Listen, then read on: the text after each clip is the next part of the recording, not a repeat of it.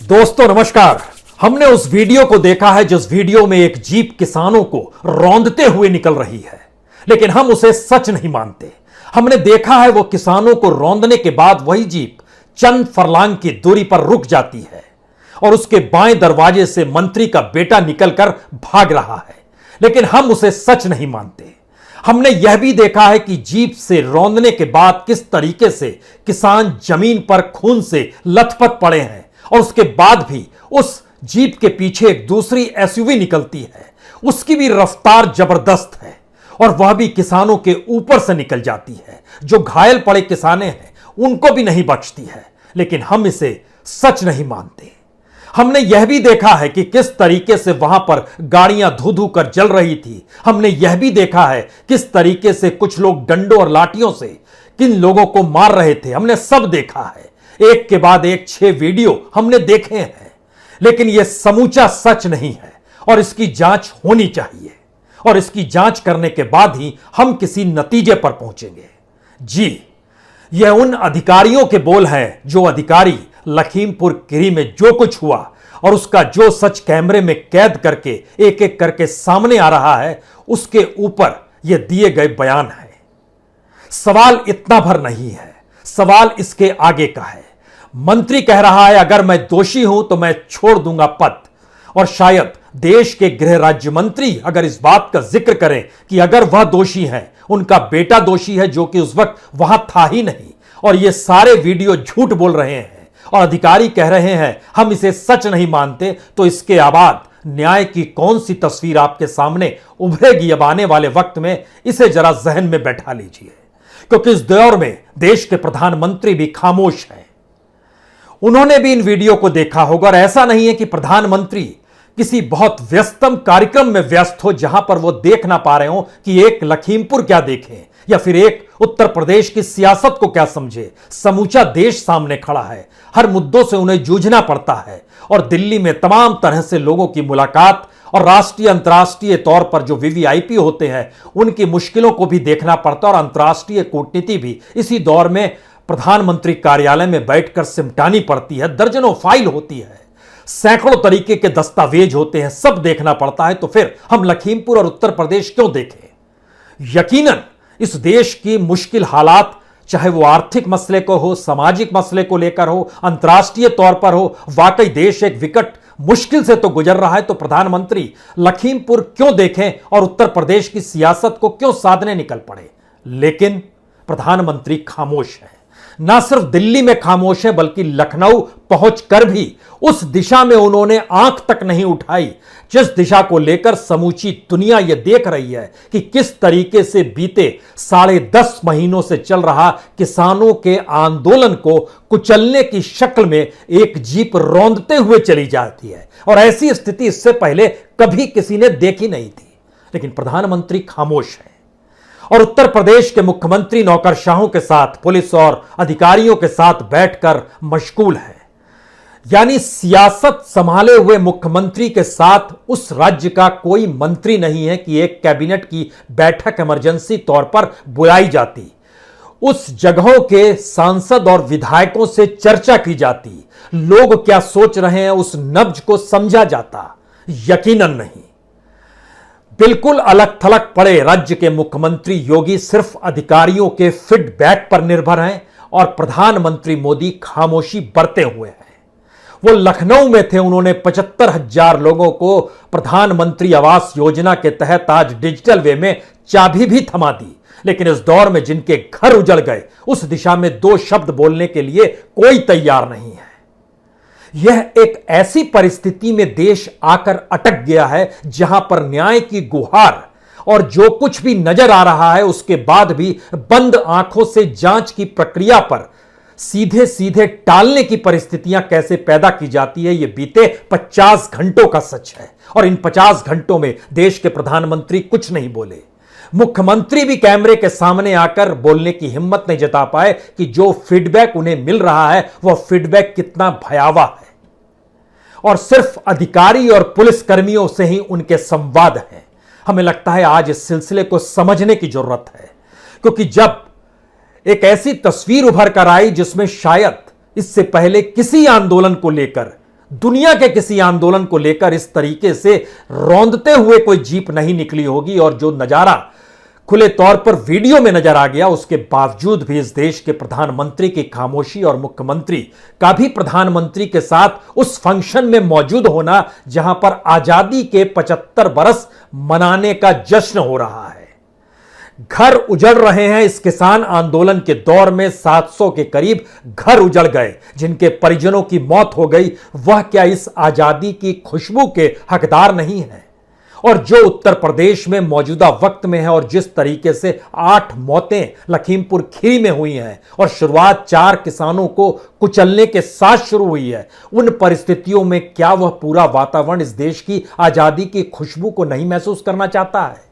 और अगर करना चाहता है तो आजादी पूरे देश की थी, किसी व्यक्ति की नहीं थी, किसी पॉलिटिकल पार्टी की नहीं थी, किसी सत्ता की नहीं थी। संघर्ष इस देश ने किया था। और इस देश के भीतर में 1947 में जब 31 करोड़ की जनसंख्या इस देश के भीतर थी, तो उसमें भी इस देश में लगभग 8 करोड़ परिवार सीधे सीधे किसानी से जुड़े हुए थे। और महात्मा गांधी का हर नारा इस देश में किसानों को प्रभावित करता था। उस वक्त नौकरशाही भी इस रूप में नहीं थी जितनी आज की तादाद में भारतीयों की नौकरशाही मौजूद है, क्योंकि अब भारत के अपनी सत्ता है, अपना संविधान है, अपने संविधान के तहत अपने इंस्टीट्यूशंस हैं, अपने लोगों को रोजगार है, नौकरी है। इसीलिए पुलिसकर्मी भी भारतीय है, अधिकारी भी भारतीय है और उनके मां बाप भी किसान है। यह भी एक सच है। लेकिन सियासी ढोल और सियासी तेवर और सियासी निर्देश कितने घातक हो चले हैं। हमें लगता है इसकी तस्वीर को इस रूप में समझ लीजिए कि प्रधानमंत्री लगातार इस देश की आजादी के साथ इस देश को एक गुलमोहर पेड़ के नीचे बैठाते हुए उसकी खुशबू का एहसास कराने की दिशा में लगभग 40 मिनट के भाषण में करते रहे। लेकिन इस देश के भीतर की आजादी की परिस्थितियों में सिर्फ सबसे महत्वपूर्ण और सबसे पहला कदम जो कॉन्स्टिट्यूशन में भी है, वह जीने का अधिकार है। और उस जीने के अधिकार को छीनने की परिस्थितियां कहीं आती है तो संविधान सीधे सीधे अदालत को खड़ा करता है कि आपको यह हक दिलाना है इस संविधान के मातहती।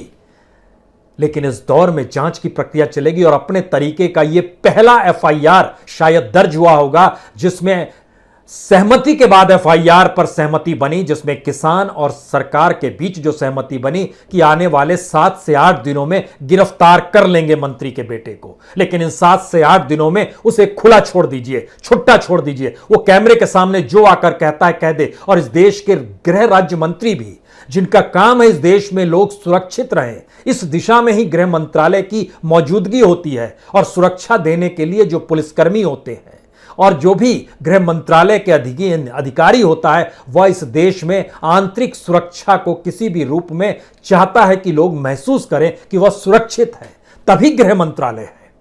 सरदार पटेल ने भी गृह मंत्रालय संभाला था। उस दौर को भी समझिए और उस दौर में लिखे हुए उनके वक्तव्य और बयानों को भी कम से कम पढ़ लें, तो फिर सिर्फ मूर्ति बनाने से काम नहीं चलेगा। उनके विचार और उनके गवर्नेंस के तौर तरीकों को भी मौजूदा वक्त में सरकार को पढ़ना चाहिए कि सरदार पटेल भी कैसा काम करते हैं। एक लंबी फहरिस्त है इस देश के भीतर में गृह मंत्रालय को संभाले हुए अधिकारी और मंत्रियों के भी। लेकिन मौजूदा वक्त का सच हमें लगता है एक यूपी का सच और दूसरा दिल्ली का सच। यह दोनों सच अपनी अपनी जमीन को लेकर टकरा रहे हैं क्या? क्योंकि एक ऐसी परिस्थिति है जिसमें कोई सरकार काम कर रही है लेकिन उसने अभी तक अपने मंत्रियों के साथ कोई बैठक नहीं की। जिस दिन यह घटना होती है उस दिन रात के 9 बजे जब सीएम के कार्यालय में जो लोग बैठते हैं उसमें चीफ सेक्रेटरी राकेश तिवारी, उसमें एडिशनल चीफ सेक्रेटरी होम के अवनीश अवस्थी, उसमें पुलिस महानिदेशक मुकेश गोयल, उसमें डीजी इंटेलिजेंस डीएस चौहान, उसमें additional chief secretary SP Goyal, ये सभी बैठते हैं और बातचीत होती है। रात भर बैठक चलती है। अगले दिन फिर 9:30 बजे से फिर दोबारा बैठकों का सिलसिला शुरू होता है। और इन सब के बीच जिन 3 अधिकारियों को तुरंत लखीमपुर खीरी भेजा जाता है उसमें additional director law and order Kumar Prashant होते हैं, एडिशनल चीफ सेक्रेटरी एग्रीकल्चर के दिवेश चतुर्वेदी होते हैं, उसमें आईजी होते हैं लक्ष्मी सिंह, उसमें डायल 112 के जो हेड करते हैं अजय पाल शर्मा वह होते हैं। और उस सारी बैठकों के बीच आपने ध्यान दिया कभी मंत्रियों की बैठक? तो क्या राज्य का मुख्यमंत्री इस दौर में बिल्कुल अलग थलग है? क्या इस राज्य में सरकार चल रही है लेकिन सरकार चले या ना चले सब कोई चुनाव की दिशा में धीरे धीरे बढ़ते चले जा रहे हैं? और ऐसे बड़े हादसे को लेकर भी सिर्फ फीडबैक जो चाहिए वो अधिकारी और नौकरशाहों से ही चाहिए, इसके अलावा कोई रास्ता मुख्यमंत्री तक के पास नहीं है, यकीनन नहीं है। लेकिन फिर ऐसे में दूसरी परिस्थिति आती है, तो फिर ऐसे में केंद्र की भूमिका क्या होगी? और अगर इन परिस्थितियों से समूचा देश प्रभावित लगातार हो रहा है और किसानों का मसला पार्लियामेंट से निकले कानूनों को लेकर ही है, और उन 3 कानूनों का विरोध किसान जब कर रहे हैं और उसी का विरोध करते हुए किसान आंदोलन को कुचलने की शक्ल में जब जीप रौंदते हुए चली गई, तो अगला सवाल यह है कि मंत्री जब यह कहता है कि मैं दोषी होऊंगा तो मैं इस्तीफा दे दूंगा, तो सवाल है कि जांच जब होगी और जांच की जो प्रक्रिया होगी उसमें क्या मंत्री किसी चीज को प्रभावित नहीं करेगा? और यह तो एक सामान्य सी स्थिति है। जब किसी की जांच हो रही होती है तो उसको मंत्री पद पर नहीं रहना चाहिए, उसको प्रभावित करने वाले पद पर नहीं रहना चाहिए, लेकिन वो है। यहीं से सबसे बड़ा सवाल शुरू होता है, क्या वाकई पैसा और नौकरी इस दौर में सब चीजों का समाधान हो चला है? और जांच की प्रक्रिया उस गुस्से को वाकई दबा देती है? क्योंकि उत्तर प्रदेश का एक सच यह भी है कि सोनभद्र में जो कुछ हुआ, जमीन विवाद हुआ, आदिवासी की हत्या हुई, उसके बाद याद कीजिए हाथरस में जो हुआ, गैंग रेप हुआ, उसमें भी तो एक पॉलिटिशियन ही इन्वॉल्व था, बीजेपी का ही पॉलिटिशियन इन्वॉल्व था। वो वहां पर स्थितियां क्या थी और जिसकी जांच सीबीआई को सौंप दी गई। तो क्या सीबीआई की जांच का मतलब यह है कि स्टेट की जांच नाकाफी है? सोनभद्र हो, हाथरस हो, चंद दिनों पहले गोरखपुर में जो हुआ उसकी जांच भी सीबीआई को देने की बात, उसमें भी लगभग 40 लाख और नौकरी देने का जिक्र, यहां पर किसानों को भी 45 लाख और नौकरी देने का जिक्र, और एक एफआईआर जिसमें इस बात का जिक्र कि 60 दिनों के भीतर में मंत्री के बेटे को गिरफ्तार करेंगे। यह कमाल की परिस्थितियां हैं, इसमें न्याय कहीं आपको नजर नहीं आएगा। जांच की प्रक्रिया यह ऐसी है कि धीरे धीरे मामले को शांत किया जाए और समझा जाए और उन परिस्थितियों में ले जाया जाए जहां पर जांच रिपोर्ट ही आने वाले वक्त में उस चुनाव को ना प्रभावित कर पाए जिस चुनाव में सत्ता पाने के लिए ही इस पूरी प्रक्रिया को किया जा रहा है। अगर चुनाव ना होते तो शायद यह समझौता भी ना होता, अगर चुनाव ना होते तो यह 40-45 लाख बांटने की प्रक्रिया भी ना होती, ये चुनाव ना होते तो सीबीआई जांच का कहीं जिक्र भी नहीं होता, ये चुनाव ना होते तो इस तरीके से विपक्ष को घरों में कैद नहीं किया जाता। उनकी गिरफ्तारी जो दिखाई जाती है वो 24 घंटे के बाद दिखाई जाती है। प्रियंका गांधी की गिरफ्तारी 4:50 की दिखाई गई, जो कि सीतापुर में हुई। रात के 2 बजे वह लखनऊ से निकली, 4:50 पर सीतापुर में गिरफ्तार हुई, और 4:50 के बाद से एक दिन बाद का 4:50 और उसके बाद के घंटे अगर आप जोड़िएगा तो इतने वक्त के बाद वह तब जागती है पुलिस और तब स्टेट जागता है और यह कहता है कि हमने आपको तो तभी गिरफ्तार किया था, क्योंकि बिना गिरफ्तार किए कोई कितने वक्त तक डिटेन कर सकता है, इसके लिए भी अदालती कानूनी कार्रवाई है। और जब आप गिरफ्तार कर लेते हैं तो कितने घंटों के बाद आपको अदालत में पेश करना, यह भी नियम कायदे हैं। लेकिन सारे नियम कायदे हवा में, कोई मायने नहीं रखता है, क्योंकि नियम कायदे का मतलब सत्ता ही होती है। यही है एब्सोल्यूट पावर, और इस एब्सोल्यूट पावर का हिस्सा यह है जहां पर मंत्री का बेटा खुद को कानून से ऊपर मान ले, जहां पर मंत्री इस एहसास के साथ रहे कि जब तक वो मंत्री हैं कोई उसे छू नहीं उन्हें सकता है। तो ऐसे में फिर वो इस बात का जिक्र करने से चूकते नहीं है कि हां, अगर मेरे खिलाफ कुछ होगा और मुझे लगेगा कि अब मैं इस्तीफा दे दूं तो मैं इस्तीफा दे दूंगा, लेकिन पहले कोई सबूत तो हो, पेश तो हो।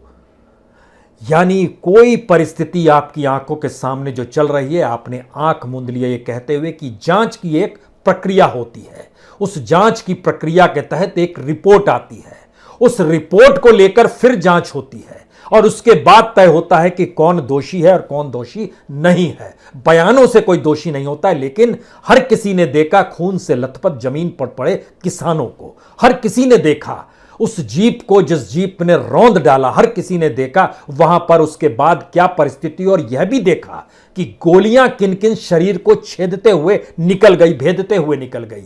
और डर और खौफ किस बात का है?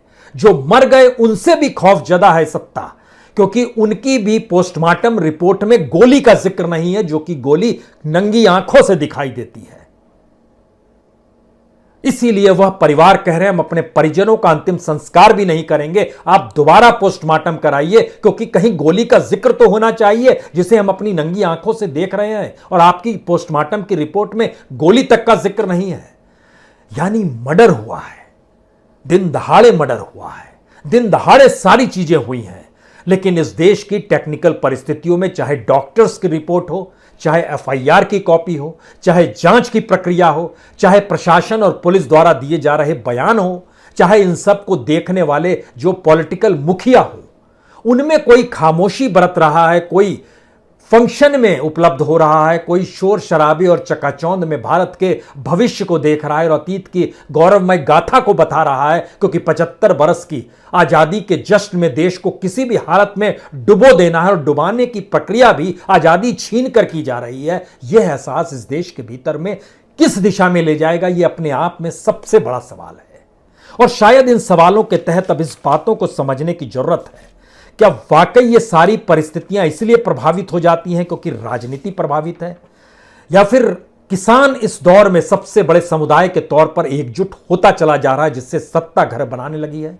हमें लगता है ये दोनों परिस्थितियां इस दौर में चल रही है, क्योंकि कार्यकर्ता बीजेपी का मारा गया, बीजेपी ही कटघरे में खड़ी है, सत्ता बीजेपी की ही है, दिल्ली में बैठी बीजेपी सत्ता ही खामोशी बरते हुए है, सारी परिस्थितियां उसी के इर्द गिर्द है। और किसान की मौत हुई, किसान का आंदोलन है, किसान को लेकर बनाए गए 3 कानून में कभी किसानों से कोई गुफ्तगू करने की सोची नहीं गई। किसान राज्य का मसला है, लेकिन केंद्र सरकार ने अपने तौर पर रिफॉर्म को जोड़ते हुए कहा इस देश की भलाई तभी होगी जब वह एग्रीकल्चर रिफॉर्म लेकर आएगी। यानी जो फेडरल स्ट्रक्चर था वह भी तहस नहस होता चला गया और इस पूरी प्रक्रिया में संविधान की व्याख्या करने का अधिकार पाए हुए सुप्रीम कोर्ट ने भी खामोशी बरती। ऐसा नहीं है ये वीडियो सुप्रीम कोर्ट ने नहीं देखा होगा, ऐसा भी नहीं है कि ये 5 वीडियो को लेकर सुप्रीम कोर्ट चाहे तो 24 घंटे के भीतर उसकी फॉरेंसिक रिपोर्ट नहीं पा सकता है। ऐसा भी नहीं है कि सुप्रीम कोर्ट अगर इन सारी परिस्थितियों को देखने के बाद सुओ मोटो लेते हुए तुरंत एक केस फाइल करे और उसके बाद नोटिस दे दे स्टेट को कि 24 घंटे के भीतर आपको यह कार्रवाई करनी है और उसके बाद पूरी जांच की प्रक्रिया अपने हाथ में ले ले। ऐसा नहीं है कि वो नहीं कर सकता है, कर सकता है। लेकिन ध्यान दीजिए, एक डॉक्टर की पोस्टमार्टम रिपोर्ट गोली नहीं देखती है, जांच करने वाले अधिकारी वीडियो को नहीं देखते हैं, राज्य की पुलिस कर्मियों की मौजूदगी सिर्फ समझौते कराने की दिशा में ले जाती है और पीठ ठोकी जाती है उस अधिकारी की जो कि राकेश टिकैत के साथ मिलकर 24 घंटे के भीतर समझौता करा लेते हैं। ये Prashant Kumar, additional director law and order, ये बैठते हैं राकेश टिकैत के साथ, जिसमें पैसा, नौकरी, जांच और एफआईआर, चारों बातों का जिक्र हो जाता है, एक सहमति बन जाती है, लेकिन न्याय कहां है? और अगर यह सारी प्रक्रिया इस रूप में चल रही है तो आखिरी सवाल सबसे बड़ा यही है कि जिस आजादी के जश्न को मनाने के लिए प्रधानमंत्री दिल्ली से लखनऊ पहुंच गए, वो लखनऊ जो कभी नवाबों का शहर था, वो लखनऊ जहां पर लोग पहुंचते थे तो मुस्कुराते थे, वो लखनऊ जहां पर घर बांटे जा रहे हैं, और वो लखनऊ जहां से घर उजड़ते हुए देखने के बाद भी एफआईआर दर्ज नहीं हो पा रही है, उस लखनऊ शहर में भी उन्होंने उस दिशा में देखना नहीं चाहा, उस दिशा में चंद शब्द कहने नहीं चाहे कि हम एक बार अपनी संवेदना तो बता दें। इस देश के भीतर में लोकतंत्र अगर है, आजादी महसूस कर सकते हैं, तो दोनों परिस्थितियों में जनता और नागरिक के पास यह अधिकार है कि वह इस देश की सत्ता को चलाती है और इस देश की सत्ता को चलाने के लिए चंद हाथों में पावर देती है। और कॉन्स्टिट्यूशन इस बात को डिफाइन करता है कि इनके पास कौन कौन से पावर रहेंगे, लेकिन कॉन्स्टिट्यूशन से हटकर एक्स्ट्रा कॉन्स्टिट्यूशनल पावर जब पॉलिटिकल सत्ता अपनाने लगती है तो वो नजारा क्या होता है, ये लखीमपुर खीरी से समझा जा सकता है। और उत्तर प्रदेश का अनूठा दर्द ये है, समूचे देश में सबसे ज्यादा किसानों की तादाद उत्तर प्रदेश में ही है, क्योंकि यहां जनसंख्या भी सबसे ज्यादा है, लेकिन उत्तर प्रदेश में जिंदगी चलती है अगर 80% लोगों की, तो वह खेती से चलती है। और उत्तर प्रदेश के भीतर में अभी तक लोग किसान आंदोलन को सिर्फ और सिर्फ पश्चिमी उत्तर प्रदेश तक देख रहे थे, अब वो खिसकते खिसकते मध्य उत्तर प्रदेश और रुहेलखंड तक पहुंचा है। बुंदेलखंड और पूर्वी उत्तर प्रदेश की हालत यूं भी बड़ी नाजुक है। गरीबी और मुफलिसी में खोए हुए प्रदेश के भीतर में न्याय की गुहार, वह भी मौत को लेकर, कितने वक्त तक प्रधानमंत्री खामोश रहते हैं और कब तक गिरफ्तारियां नहीं होती हैं, शायद सिर्फ उत्तर प्रदेश नहीं देश भी देख रहा है।